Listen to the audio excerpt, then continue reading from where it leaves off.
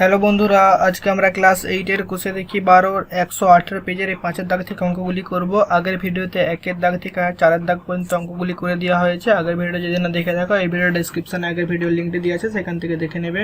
চলো তাহলে আজকের অঙ্কগুলি শুরু করি। এই 5-এর অঙ্কটি কি বলছে? এক ধরনের জার্মান সিলভারে তামা দস্তা নিকেলের পরিমাণের অনুপাত 4:3:2। এই ধরনের 54 কিগ্রা জার্মান সিলভারে আর কত কিগ্রা দস্তা মেশালে সেই পরিমাণের অনুপাত 6:5:3 হবে, হিসেব করে লিখি। চলো তাহলে অঙ্কটি করছে নেই। কি বলছে আমার দিকে? যে বলছে জার্মান সিলভারে তামা দস্তা ও নিকেলের অনুপাত বলছে 4:3:2। তাহলে আমরা এখানে লিখলাম যে তামা ইজ টু দস্তা ইজ টু যে নিকেল সমান কি বলছে? যে 4:3:2। তাহলে তামার আনুপাতিক ভাগ আর কত? অতএব জার্মান সিলভারে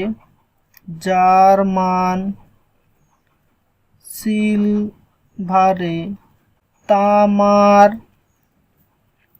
আনুপাতিক ভাগ হার এটা তখন কত হবে? তাহলে প্রথমে আছে তামা আছে 4, তাহলে 4/4 যুক্ত 3 যুক্ত 2, এটা তখন কত হচ্ছে? 4/4 3 7 2 9, এইটা।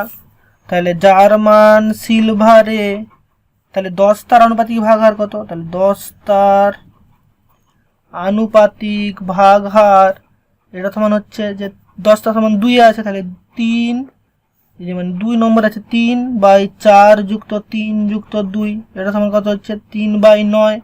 আর তাহলে জার্মান সিলভারে নিকেলের আনুপাতিক ভাগ হার কত? নিকেলের আনুপাতিক ভাগ হার এটা সমান হচ্ছে নিকেল 3 নম্বর আছে, তার মানে 2/4 যুক্ত 3 যুক্ত 2, এটা সমান কত হচ্ছে? 2/9। তাহলে আমার দিকে এবার কি বলছে?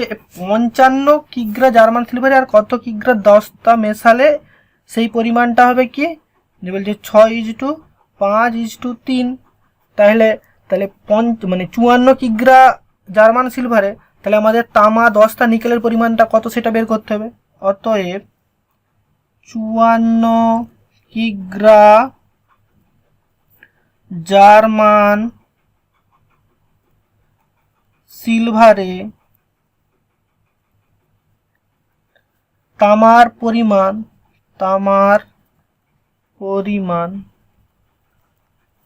এটা সমান তাহলে কত হচ্ছে? তাহলে 54 গুণিত তামা প্রথমে আমাদের কত বেরিয়েছে? যে 4/9, তাহলে 4/9 কিগ্রা এটা সমান কত হচ্ছে?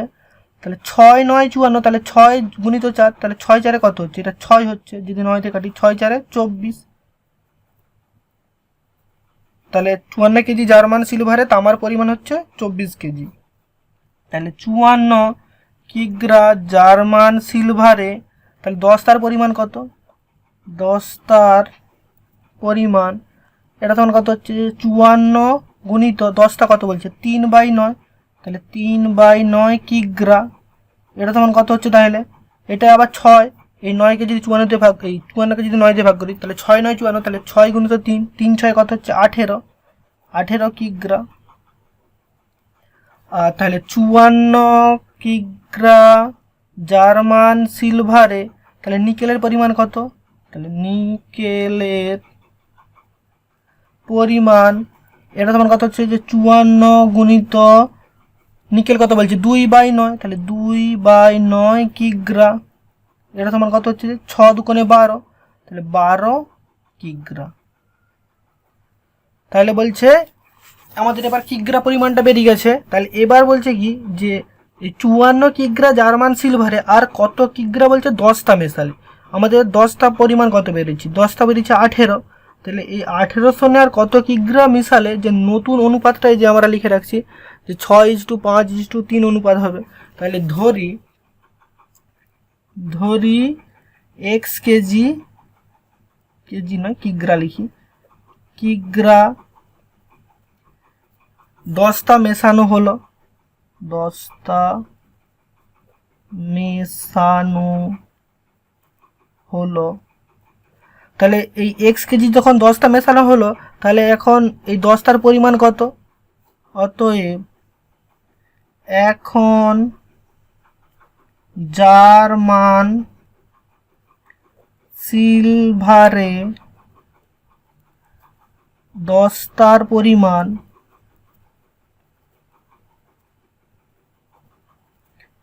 আগে ছিল কত? 18 কেজি, 10টা, এই যে 10টা, তাহলে 18 কিগ্রা যুক্ত এক্স কিগ্রা, তাহলে 18 যুক্ত এক্স কিগ্রা। তাহলে আমরা এবার কি লিখতে পারি? তাহলে এই 10টার সঙ্গে যে কোনো একটা তামা কি নিকেল অনুপাত লিখলেই সেটাই হবে। তাহলে অতএব এখন তামা ইজ টু 10টা সমান কি লিখতে পারি? তাহলে তামা কি, এখন তামা কত আছে? 24, আর 10টা এখন কত আছে? যে 18 প্লাস এক্স, এটা 18 প্লাস এক্স। তাহলে এখানে তামার জায়গায় এখানে নিকেলও লিখতে পারো, যে তাহলে সেটা হবে 12 ইজ টু 18 প্লাস এক্স। তাহলে আমরা তাহলে এবার প্রশ্নানুসারে কি লিখতে পারি? অতএব প্রশ্নানুসারে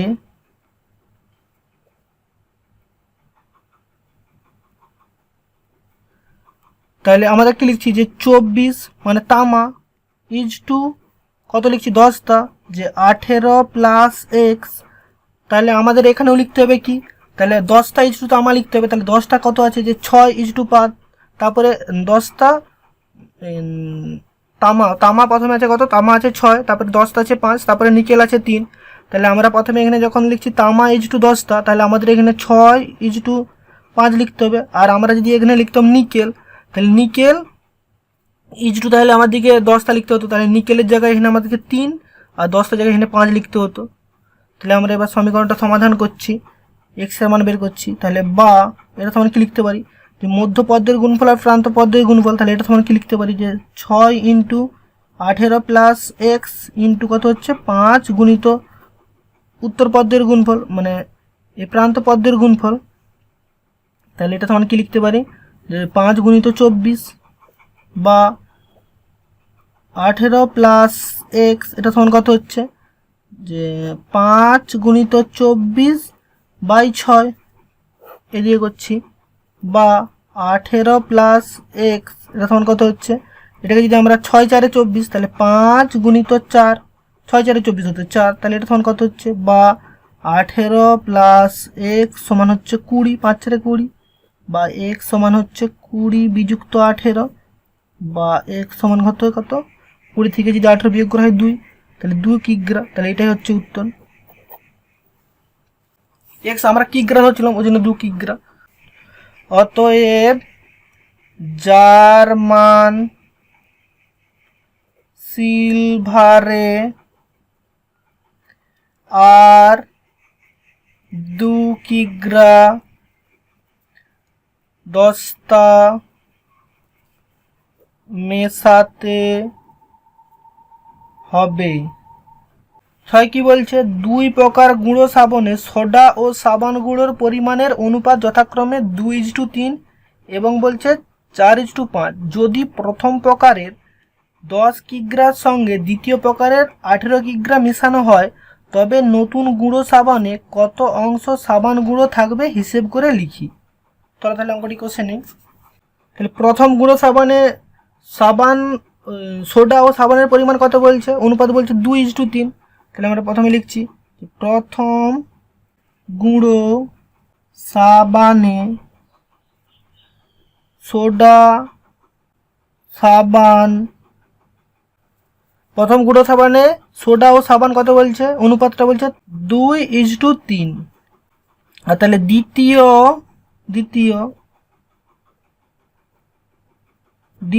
গুঁড়ো সাবানে সোডা ও সাবান, এটা সমান কত বলছে?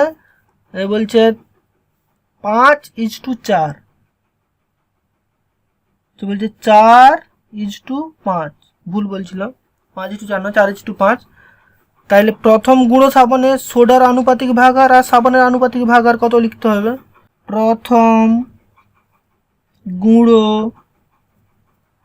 সাবানে সোডার আনুপাতিক ভাগাহার, এটা সমান কত হবে। তাহলে প্রথমে সোডা আছে 2/3, তাহলে 2/2 যুক্ত 3, এটা সমান কত হচ্ছে যে 2/5। আর তাহলে প্রথম গুঁড়ো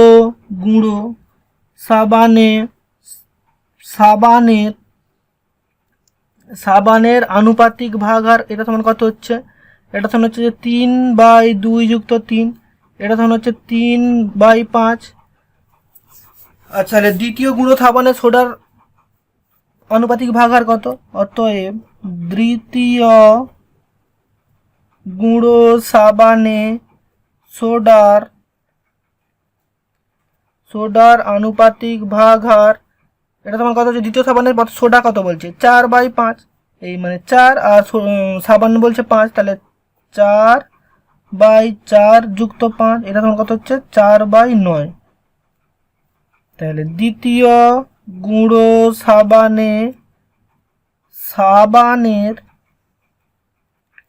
সাবানের আনুপাতিক ভাগাহার কত হচ্ছে, এটা তখন হচ্ছে যে 5/4 যুক্ত 5, এটা তখন হচ্ছে কত 5/9। তাহলে প্রথম গুঁড়ো সাবানে বলছে 10 কিগ্রা এবং দ্বিতীয় গুঁড়ো সাবানে বলছে 18 কিগ্রা।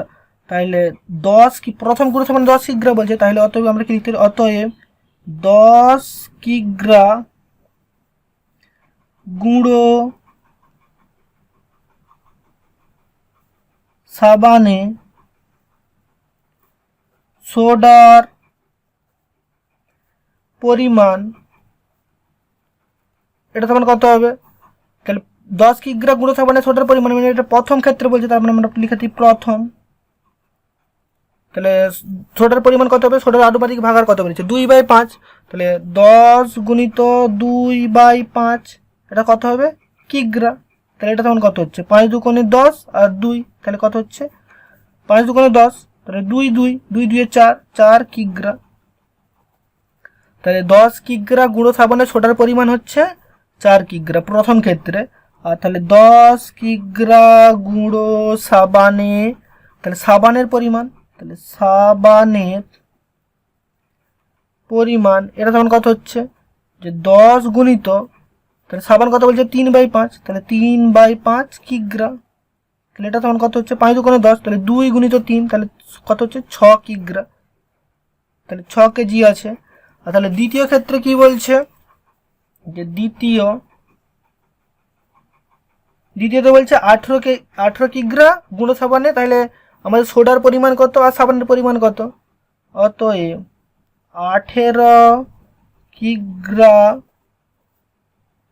গুঁড়ো সাবানে সোডার পরিমাণ, এটা সমান তাহলে কি হবে, আমাদের দ্বিতীয় ক্ষেত্রে সোডার আনুপাতিক ভাগাহার বেরিয়েছে 4/9, তো এটা সমান লিখতে পারি কি 18 গুণিত 4/9 কিগ্রা। তাহলে এটা সমান কত হবে, 9 9 দুগুণে 18, তাহলে 2 গুণিত 4, তাহলে কত হবে 8 কিগ্রা।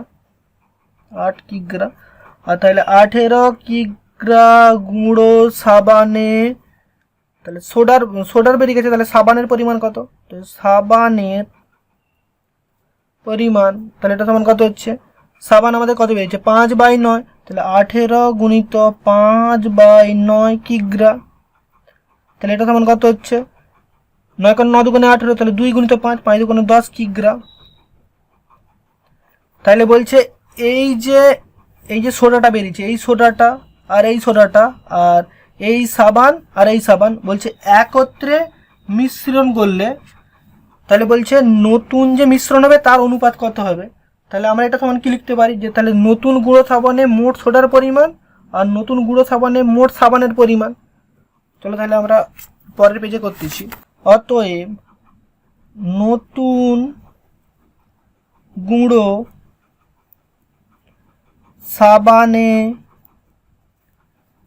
সাবানের পরিমাণ, না প্রথমে সোডা আছে, সোডার পরিমাণ লিখি, সোডার পরিমাণ হবে, তাহলে এটা তোমার কি হচ্ছে, সোডার পরিমাণ কি হচ্ছে, নতুন নতুন সাবানে প্রথমে ছিল 4, আবার দ্বিতীয়তে হয়েছে কত 8, তাহলে 4 যুক্ত 8 কিগ্রা। তাহলে আমরা লিখবো এখানে 4 যুক্ত 8 কিগ্রা। তাহলে এটা সমান কত হচ্ছে, 8 4 12 কিগ্রা। তাহলে 12 কিগ্রা হচ্ছে। তাহলে নতুন গুঁড়ো সাবানে সোডার পরিমাণ হচ্ছে 12 কিগ্রা। তাহলে সাবানের পরিমাণ কত হবে, অতএব নতুন গুঁড়ো সাবানের পরিমাণ হবে, তাহলে এটা সমান আমরা কি লিখতে পারি, আগে আমাদের সাবানের পরিমাণ কত ছিল, প্রথম ক্ষেত্রে 6 আর দ্বিতীয় ক্ষেত্রে কত বেরিয়েছে 10, তাহলে 6 আর 10 এর যোগফল। তাহলে এখানে আমরা লিখতে পারি কি, যে 6 যুক্ত 10 কিগ্রা। এটা সমান তাহলে কত হচ্ছে, 6 আর 10 16 কিগ্রা। তাহলে এখন যে নতুন সাবান বেরিয়েছে, তাহলে সোডা ইজ টু সাবান কত হচ্ছে, অতএব নতুন গুঁড়ো সাবানে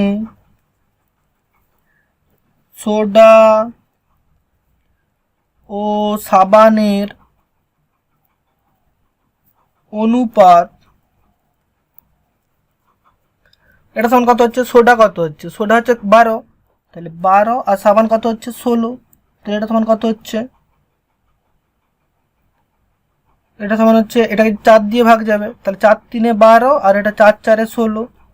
তাহলে এটা হচ্ছে এখন নতুন গুঁড়ো সাবানে সোডা ও সাবানের অনুপাত। আমাদের কি বের করতে বলছে, যে নতুন গুঁড়ো সাবানে কত অংশ সাবান থাকবে, তাহলে সাবান আমাদের কোনটা 4, অতএব নতুন গুঁড়ো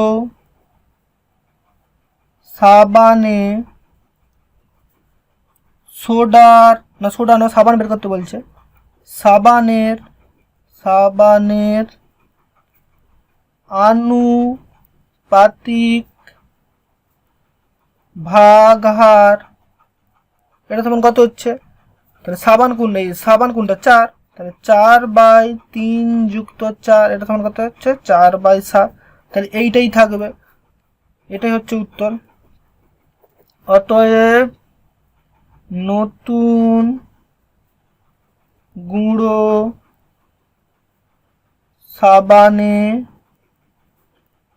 সাবানের অংশ সমান হচ্ছে 4/7। তারপর অঙ্কটি কি বলছে, 7 বলছে দুটি সমান আয়তনের পাত্রে যথাক্রমে 1/3 ও 1/4 অংশে ফলের রস ছিল। আমি পাত্র দুটির অবশিষ্ট জল পূর্ণ করে অন্য একটি পাত্রে সমগ্র জল মিশ্রিত ফলের রস ঢাললাম। নতুন পাত্রে ফলের রস ও জলের পরিমাণের অনুপাত কত হবে লিখি। চলো তাহলে অঙ্কটি কষে নিই। দুটা সমান আয়তনের পাত্র ছিল বলছে, দুটা তাহলে সমান আয়তনের পাত্র, আবার একটা, এই দুটো সমান আয়তনের পাত্রে বলছে যথাক্রমে, এটাতে আমি ধরি এইটা যে 1/3 মানে ফলের রস ছিল, এটা কত ছিল যে 1/4 অংশে ফলের রস ছিল, বাদ বাকি যে খালি ছিল এতে আমি জল ঢালছি, এটা তো জল ঢেলে দিচ্ছি। এইবার যে এই দুটো পাত্রে একটা বড় পাত্র ঢালছি, একটা বড় পাত্র ঢেলে,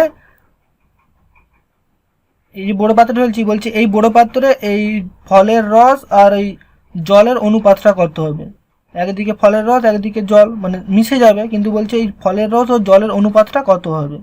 চলো তাহলে অঙ্কটি কষে নিই। তাহলে ধরি এই পাত্রের আয়তন 1 অংশ আর এই পাত্রের আয়তন সমান 1 অংশ।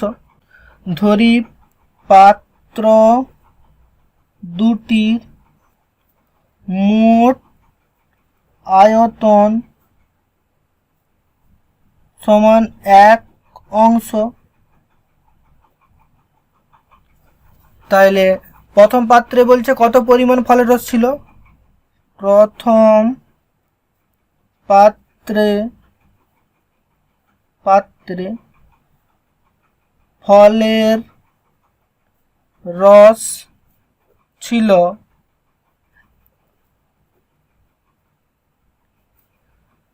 কি বলছে 1/3 অংশ। তাহলে অবশিষ্ট খালি মানে খালি জায়গাটার পরিমাণ কত? তাহলে অতএব অবশিষ্ট অংশ সেটা সমান কি হচ্ছে? তাহলে 1 বিযুক্ত 1 মাইনাস 3, এটা সমান অবশিষ্ট 1 বিযুক্ত 1/3, এটা সমান কত হচ্ছে? তাহলে 3 বিযুক্ত 1/3 অংশ, এটা সমান কত হচ্ছে? তাহলে 2/3 অংশ। তার মানে প্রথম পাত্রে 2/3 অংশ আমি জল ঢালছি, জল ঢেলে পূর্ণ করছি। আবার কি বলছে দ্বিতীয় পাত্রে ফলের রস কত ছিল? দ্বিতীয় পাত্রে ফলের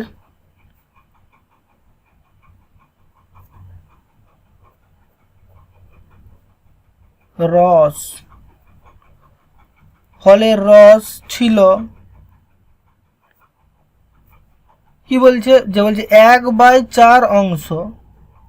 তাহলে অবশিষ্ট যা এইটা ছিল 1/4 অংশ, তাহলে অবশিষ্ট অংশ কত? অতএব অবশিষ্ট অংশ সমান কত হচ্ছে?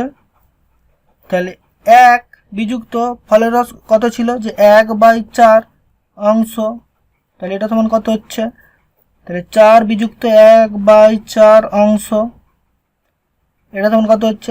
3/4 অংশ। তাহলে দ্বিতীয় পাত্রে এই 3/4 অংশে আমি জল ঢাললাম।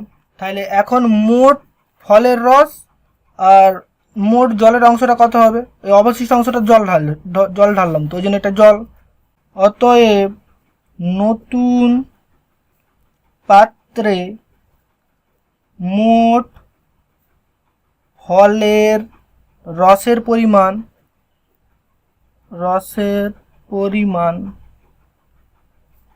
এটা সমান কত হবে? তাহলে ফলের রসের পরিমাণ কত ছিল? প্রথমে 1/3 আর যুক্ত দ্বিতীয় ক্ষেত্রে 1/4, এটা অংশ, এটা সমান তাহলে কত হচ্ছে? 4 আর 3, তার লসাগু হবে 4 3 12, তাহলে 12, আর এখানে কত হবে? তাহলে 4 আর পাশে হবে 3 অংশ, তাহলে এটা সমান কত হচ্ছে? 4 3 7/12 অংশ। আর নতুন পাত্রে তাহলে ফলের রসের পরিমাণ এইটা হচ্ছে, তাহলে নতুন পাত্রে জলের পরিমাণ কত হবে? অতএব নতুন পাত্রে জলের পরিমাণ, মোট জলের পরিমাণ হবে মোট জলের পরিমাণ, তাহলে এটা সমান কত হচ্ছে? অবশিষ্ট অংশে জল ভরছি, তার মানে এইটা জলের পরিমাণ হচ্ছে একটা যে 2/3, আর একটা হচ্ছে কত? যে 3/4 অংশ, তাহলে এটা সমান কত হচ্ছে? এটার লসাগু হবে 4 3 12, তাহলে এখানে 12কে 3 দিয়ে ভাগ করলে কত হবে? 4, আর 4 গুণিত 2, তাহলে 4 2 কোণে 8, আর যুক্ত 12কে 4 দিয়ে ভাগ করলে 3 3 3 9 অংশ, তাহলে এটা সমান কত হচ্ছে? 8 9 17/12 অংশ। তাহলে নতুন পাত্রে এখন ফলের রসের পরিমাণ হচ্ছে এইটা, আর জলের পরিমাণ হচ্ছে এইটা। তাহলে আমাদের কি বলছে? যে নতুন পাত্রে ফলের রস ও জলের অনুপাত কত হবে? অতএব নতুন পাত্রে ফলের রস ও জলের অনুপাত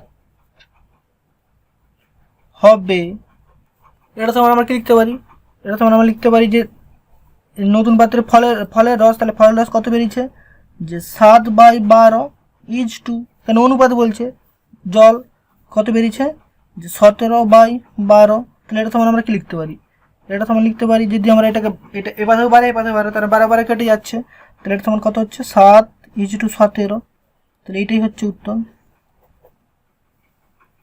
তাহলে অতএব নতুন পাত্রে ফলের রস ও জলের অনুপাত হবে এইটা, অতএব নতুন পাত্রে ফলের রস ও জলের অনুপাত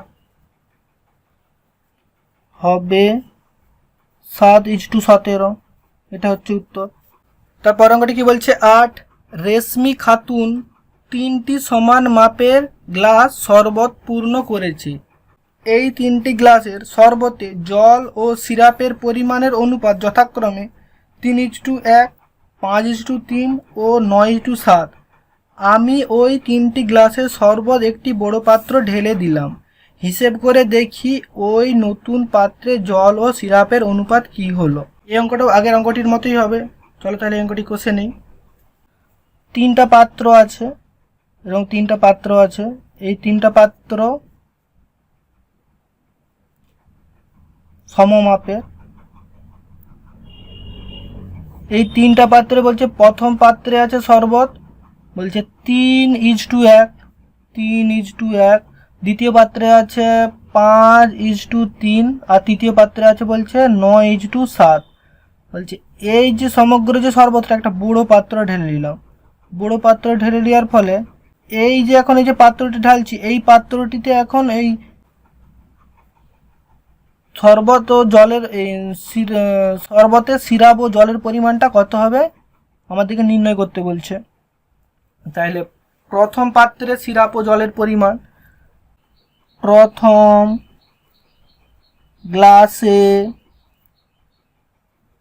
গ্লাসের শরবতের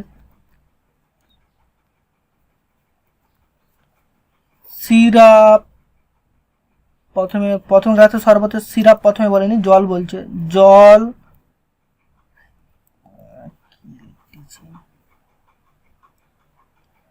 জল ও সিরাপের অনুপাত কি বলছে?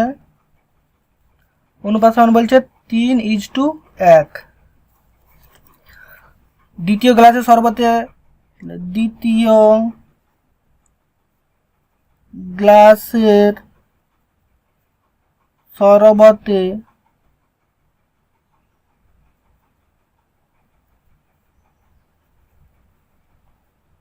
জল ও সিরাপ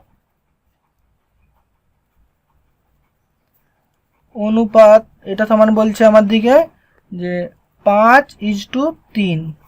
আর তৃতীয় গ্লাসের শরবতে জল ও সিরাপের অনুপাত আমাদেরকে বলে দিছে যে 9:7। তাহলে প্রথম গ্লাসের সিরাপে জলের অনুপাত কত? আনুপাতিক ভাগাহার। অতএব প্রথম গ্লাসের সিরাপে জলের আনুপাতিক ভাগাহার, এটা সমান কি হচ্ছে? তাহলে আমাদের প্রথমে জল বলছে, এটা প্রথম গ্লাস, তার আনুপাতিক ভাগাহার কত হবে? তাহলে 3/3 যুক্ত 1, এটা সমান হচ্ছে কত? 3/4।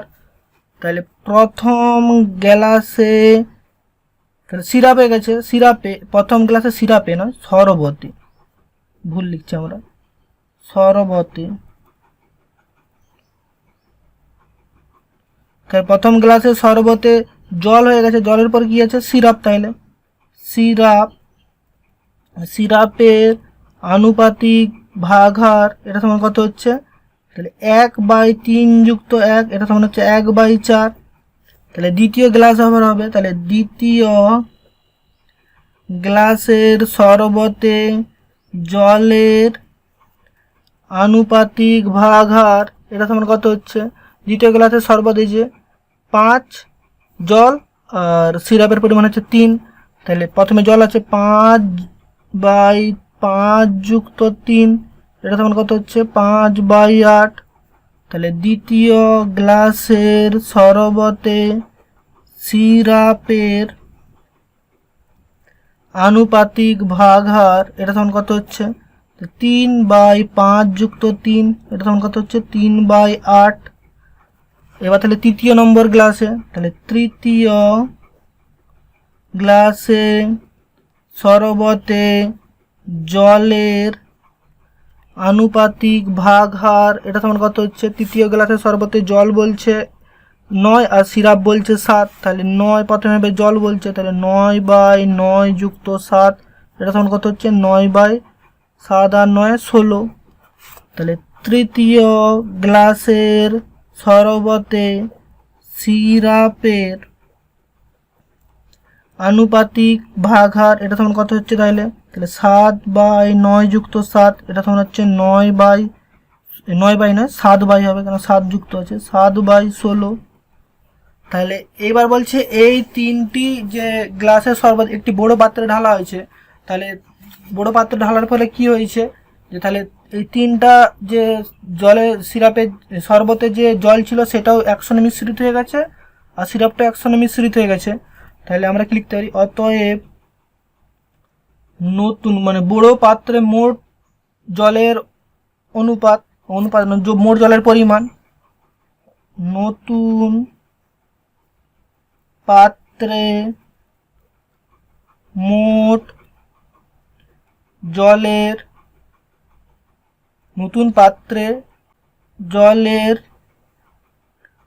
আনুপাতিক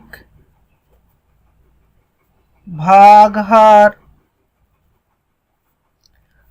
কেন আনুপাতিক ভাগার লিখলাম, এখানে সব আনুপাতিক ভাগারগুলি বেরিয়েছে, তার জন্য আনুপাতিক ভাগার লিখতে পারি, কিংবা মোট পরিমাণও যা হোক লিখতে পারো। নতুন পাত্রে মোট জলের আনুপাতিক ভাগার কিংবা পরিমাণ, এটা সমান কত হচ্ছে, প্রথমে জল আছে কত, জল আছে 3/4, তাহলে প্রথমে আমরা 3/4টি এখানে লিখতেছি, যে 3/4 যুক্ত, তারপরে দ্বিতীয় পাত্রে জল কত আছে, যে 5/8, তাহলে 5/8 যুক্ত তৃতীয় পাত্রে জল কত আছে, যে 9/16, তাহলে 9/16। অর্থাৎ নতুন পাত্রে মোট সিরাপের পরিমাণ কত হবে, সিরাপের আনুপাতিক ভাগার কিংবা পরিমাণ, এটা সমান কি লিখতে পারি, তাহলে এটা সমান লিখতে পারি, সিরাপ কত আছে 1/4 প্রথম পাত্রে, দ্বিতীয় পাত্রে কত আছে, যে 3/8 আর তৃতীয় পাত্রে কত আছে 7/16। তাহলে এইটার যোগফল আর এইটার যোগফল তাহলে কত হচ্ছে, সেইটার অনুপাত। তাহলে এটা সমান আমরা কি লিখতে পারি, যে এই যে মোট জলের নতুন পাত্রে মোট জলের আনুপাতিক ভাগ আর এটা আমরা যোগ করতেছি এখানে, এটা সমান এখানে করতেছি যে 3/4 যুক্ত 5/8 যুক্ত 9/16, তাহলে এটা সমান কি হচ্ছে 4, 8 আর 16, এলসও কত হবে 16ই হবে।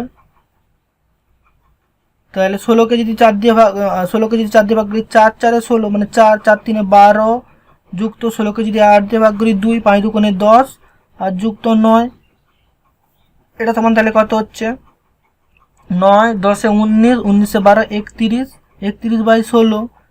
আর এটার আমরা যোগ এখানে করতেছি, যে 1/4 প্লাস 3/8 যুক্ত 7/16, এটার লসাগু কত হবে, এটারও 16 হবে। তাহলে এবার যদি 16কে 4 দিয়ে ভাগ করি, 4 4 16, তার মানে 4 1 4 যুক্ত 16কে যদি 8 দিয়ে ভাগ করি 2, আর এখানে 3 2 6 আর যুক্ত 16 1 16 7, তাহলে এটা সমান কত হচ্ছে 16/7 6 13, 13 4 17। তাহলে আমরা এবার কি লিখতে পারি, অতএব নতুন পাত্রে জল ও সিরাপের অনুপাত সমান, তাহলে জল কোনটা আমাদের, এটা আমাদের জল বেরিয়েছে এইটা, তাহলে জল প্রথমে লিখলাম যে 31/16 অনুপাত বলছে, আর সিরাপ কত আছে 17/16, তাহলে এটা সমান কত লিখতে পারি, 16 16 কেটে গেল, তাহলে এটা সমান কত হচ্ছে 31:17, তাহলে এইটাই হচ্ছে উত্তর। অতএব নতুন পাত্রে সিরাপ ও জলের অনুপাত হচ্ছে 31:17। ঠিক আছে বন্ধুরা, আজকে এই পর্যন্তই, দেখা হচ্ছে আগামী ভিডিওতে।